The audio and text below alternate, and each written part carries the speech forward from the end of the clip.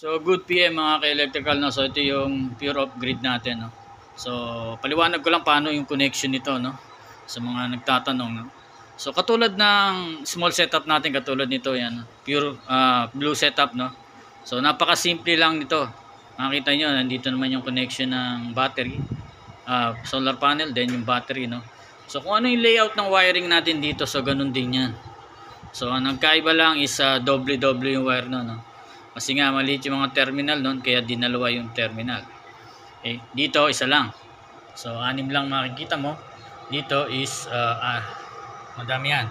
So 10. Pero same procedure lang rin yan mga ka-electrical. So ang lakas ng harvest ngayon, no? Init ng panahon 500 watts. So 12 volt system to. So ibig sabihin 12 volts ang relay, 12 volts ang inverter, no? Then ang battery ko isa lang, 12 volts or 12.8 na LiPo4 battery. So meron na akong link niyan. Pwede ko ibigay sa inyo, no. Ito, solar PH solar LiPo4 battery. So makunat na makunat. Then ito yung MPPT natin, no, na pau-mister yan. Kung paano ko nga in-install to, ganun din yan. Mayroon din yung icon na solar panel, battery, then ilaw, no. So ilaw di ko talaga ginagamit to, 12 volts output. So dito lang tayo sa solar panel at battery. Okay, meron dito symbol diyan, no. Kung makikita niyo nakalagay diyan is yan. Tapos natin, no. So PB, positive at negative sign. Makikita mo diyan, nakalagay diyan. Then isa naman is BT, positive, then B, negative. So ibig sabihin ng battery yun, no? BT. Isa PB, solar panel yun. So dalawang terminal, isang line lang yan. Okay? Dahil yung terminal back nito maliliit, kaya dinalawa yung mga wiring. So mas mag-iigay dalawahin nyo yung gamitin, wag isa lang. Dahil anytime na magka-problema yung isang breaker, so pwede ka dito sa kabila. So hindi ka na mag-wiring ng panibago. So ang purpose ko nito ay reserve yung isa. Okay? So pero yung solar panel ko nga dito ay isang 550 watts. So ang maximum PB na pwedeng karga nito ay 720 watts. Okay? So dinagdagan ko pa ng dalawang 160 watts, siniris ko, wala namang problema, okay naman. So nagpa 550 nga to pag sobra lakas na. Nag 600 kanina, di ko lang napakita. So dalawang negative, dalawang positive red wire, umakyat yan dito. Then ito yung kinalabasan, ito, dalawang red wire. Then yung negative, negative solar panel, dalawa rin, dito rin dumaan yan. Then ito yung kinalabasan yan, dalawang wire. Okay, so color coding tayo, positive is red, negative is black. Parehas dito, red is positive, black is negative. So mga ka-electrical, no, so napakasimple lang. So tapos na tayo dito sa battery, no, sa solar panel, sorry, solar panel yan. Yung red is positive, black is negative. So ito yung solar panel breaker natin yan, no? Okay, then ito namang battery, no, battery yan. Dalawang battery red, dalawang battery black. Okay, so dumaan naman dito rin yan. So yung red, ito yung kinalabasan niya, sinanib ko, no. Then yung black, dalawa rin ang ginamit ko na wire, nasakto doon. Then bumaba din dito sa battery. Okay, so bakit ko kailangan dalawahin yung wire? Okay, so yung wire, kaya kailangan mo dalawahin dahil malakas ang ampere nito, lalo na kung nakatirik yung araw, no. Yan, papakita sa inyo yung ampere niya. So yan, 32 ampere. So nagsasagad dyan, nagpo-40 ampere pa. So malakas ang daloy ng kuryente dyan. So kung isang wire lang ang gagamitin mo dyan, no, maaaring mag-init yung wire mo. So pero ito, dalawa ginamit ko, no, hindi mag-init yan. So compare sa 220 volts, so 30 ampere talaga ang sagad dumadaloy dyan, no? So ang pinagkaiba kasi ng 220 volts sa 12 volts, so mas mahina ang ampere o yung current na dumadaloy sa 220 volts dahil nga mataas yung voltage. So ito, kabaligtaran naman, mababa ang voltage pero yung current napakalakas. Okay, so sana maliwanag yan, no? Alam niyo naman, pwede nyo i-search dyan sa YouTube yung natin, yung ibig sabihin ng current then voltage, no. So basta kapag DC, so mas makapal ang wire, mas maigi dahil malakas magbuga ng kuryente ito, no, DC, lalo na kung 12 volts. 12 volts ang system mo, malakas magbuga ng current dahil ang MPPT natin ay 60 ampere sagad, no, ang pinaka current na pwede niyang ibigay sa battery mo. So bumaba nga yan, dalawang red, then dalawang black papunta dito sa battery, then yan dumaloy dito papunta sa battery. So kinakargahan niya. So ito ang pinaka charging niya, no, yan papunta dito sa mga positive side, then sa negative side. Then yung battery natin is 100 ampere, no. So dahil 60 ampere to sagad na ibibigay niya, so 100 lang nilagay ko. So pasok na pasok siya. So hindi iti-trip niya yung breaker, no. Dahil 60 ampere lang naman binibigay niya. So kung pag merong anomaly, yun doon siya magti-trip, no. Pag lumampas sa 100 ampere saka siya magti-trip. Pero sa ngayon naman wala tayong nararamdamang gano'n, no. At maigid dumadaloy pa rin yung kuryente diyan. Okay. So tapos na tayo dito sa low voltage, no, na part. Okay, dito naman tayo sa high voltage, yung 220 na paggagamitan natin sa appliances natin, no? So hindi natin magagamit yung voltage ng battery dahil 12 volts lang.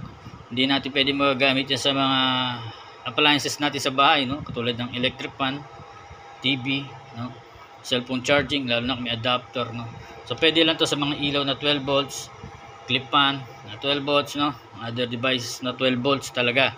So ngayon kailangan mo ngayon ng inverter para maging 220 volts yung binibigay ng battery, no. So ito yung inverter natin, 1000 watts pure sine wave. So medyo smooth na siya, no, kaparehas na siya halos ng kuryente ng bahay dahil dalawang klase yung inverter natin, isang modified sine wave at isang pure sine wave. So ito nga yung pure sine wave, may mga ganyan, sabihin niya ay pure sine wave, no, parang letter S. Okay, so sa mga vlog ko dito sa natin, sa blue platform natin, no, sa blue apps.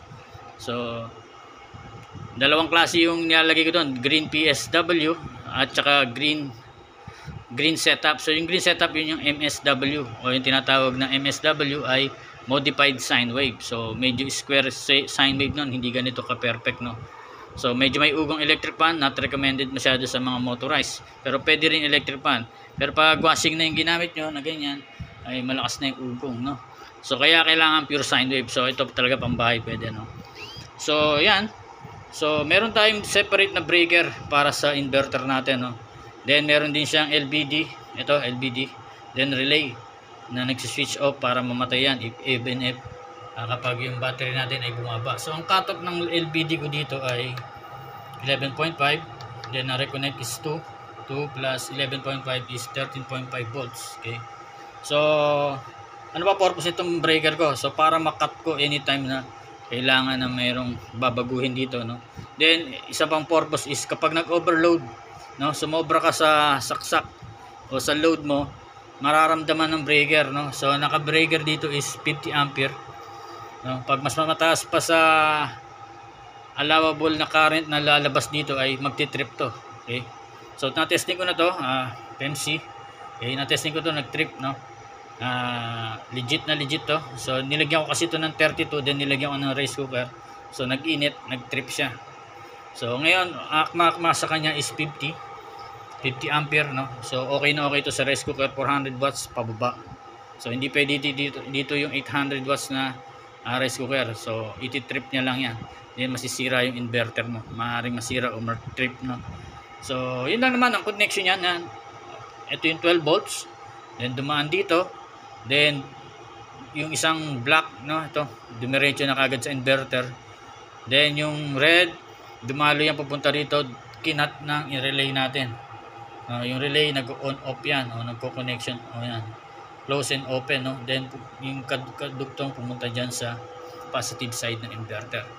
Then ang nagko-control dito sa relay itong LVD natin, no. So yung LVD pag na-detect niya na 11.5 na yung battery mo, no, lower, so mag-trip yan, mawawala yung LED red, then magwawala yung 12 volts output nito na nagpapa-under dito, then mag-open, no, yung mismong contact niya, at mapuputol yung red wire mo na papunta supply dito sa inverter natin.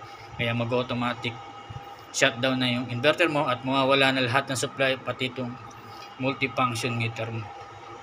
Okay, so 12 volts from here to here, yan, pupunta rito. So pupunta ka agad sa inverter. Okay, then itong LPD natin, ang connection yan, sinabay ko lang yan dito, yan. Okay, kita nyo. So 12 volts din yan, diretso dito, so magkasanib yan. Okay, kaya kapag pinower ko to, sama na itong LPD pati yung inverter. Pero mayroong sariling off and on to, no, yan. Switch ng inverter. Okay, then yung outlet natin yan, nilagay ko lang dito, pinadaan ko sa multifunction meter natin, no. So kagandahan ng multifunction meter natin dito ay merong wattage na nakikita mo doon na lumalabas kung ano yung load mo, then voltage ng output mo, then ampere, no, ano, ampere, then power factor, then time, kung gaano katagal mo na nagagamit yung aparato mo, then yung output na nagamit mo sa buong oras na ginamit mo. Ayan, kung 2 araw na nagamit, so ito yung total, naka 3 kilowatt 0.5 ka na, no. Then centigrade o yung temperature, nandito lang yan sa outlet, nilagay ko no, yung wiring niya. Then hertz, no, yung hertz ng kuryente mo. So yung wiring niya yan, nandiyan lang naman yan, nilagay ko lang doon. So parallel from here, tapos dumaloy na pa ganyan, parallel, ayan, bumaba dito sa outlet. So ito na yung outlet. So napakadali lang, no. So kung gusto niyo yung mga devices nito, no, meron akong TikTok Ray Electrical, nandun din, doon ako bumibili. Then tutorial dito sa YouTube Electrical. So napakadali lang, no. Salamat sa pagtitiwala, no. God bless.